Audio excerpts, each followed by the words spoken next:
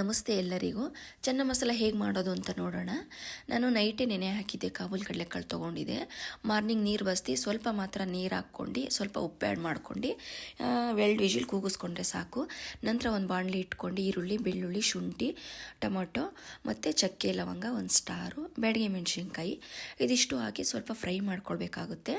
ನಂತರ ಕಾಯಿ ತುರಿ ಮತ್ತು ಕಾಳು ಮೆಣಸು ಇದಕ್ಕೆ ಹಾಕಿ ಫ್ರೈ ಮಾಡ್ಕೊಂಡಾದ್ಮೇಲೆ ಒಂದು ಮಿಕ್ಸಿ ಜಾರ್ ತೊಗೊಳ್ಬೇಕಾಗುತ್ತೆ. ನೋಡಿ, ಅದರೊಳಗಡೆ ನಾನು ರುಬ್ಬಕ್ಕೆ ಇದನ್ನೆಲ್ಲ ಹಾಕ್ಕೊಳ್ತಾ ಇದ್ದೀನಿ, ಫ್ರೈ ಮಾಡ್ಕೊಂಡಿರೋದನ್ನ. ನಂತರ ಖಾರ ಸಾಕಾಗಿಲ್ಲ ಅಂದರೆ ಖಾರದ ಪುಡಿ ಮತ್ತು ಧನಿಯಾ ಪೌಡ್ರ್ 2 ಸ್ಪೂನ್ ಹಾಕ್ಕೊಂಡು ಪೇಸ್ಟ್ ಮಾಡಿಕೊಂಡೆ.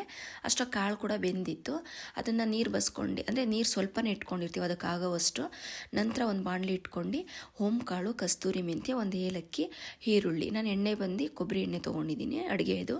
ನೋಡಿ, ಎಲ್ಲ ಹಾಕಿ ಸ್ವಲ್ಪ ಫ್ರೈ ಆದಮೇಲೆ ನಾವು ರುಬ್ಬಿರ್ತಕ್ಕಂಥ ಪೇಸ್ಟ್ ಹಾಕ್ಕೊಳ್ಬೇಕು. ನಂತರ ಅಂದರೆ ಕಾಳು ಬೇಯಿಸ್ಕೊಂಡಿರ್ತೀವಲ್ವ ಅದನ್ನ ಆ್ಯಡ್ ಮಾಡ್ಕೊಂಡು ನಮ್ಗೆ ಯಾವ ಹದಕ್ಕೆ ಬೇಕೋ ಆ ಹದಕ್ಕೆ ಬೇಯಿಸಿರೋ ನೀರೇ ಇರುತ್ತಲ್ಲ ಹಾಕ್ಕೊಂಡು ಆ್ಯಡ್ ಮಾಡ್ಕೊಂಡು ಸ್ವಲ್ಪ ಉಪ್ಪು ಹಾಕ್ಕೊಂಡು ಕುದಿಸ್ಕೊಬೇಕು ಚೆನ್ನಾಗೆ.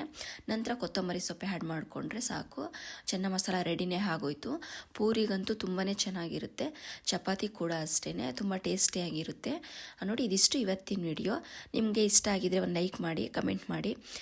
ಯಾರೆಲ್ಲ ನನ್ನ ಚಾನಲ್ ಸಬ್ಸ್ಕ್ರೈಬ್ ಮಾಡ್ಕೊಂಡಿಲ್ಲ ಅಂದರೆ ಮಾಡ್ಕೊಳ್ಳಿ ಅಂತ ಹೇಳ್ತೀನಿ. Thank you for watching.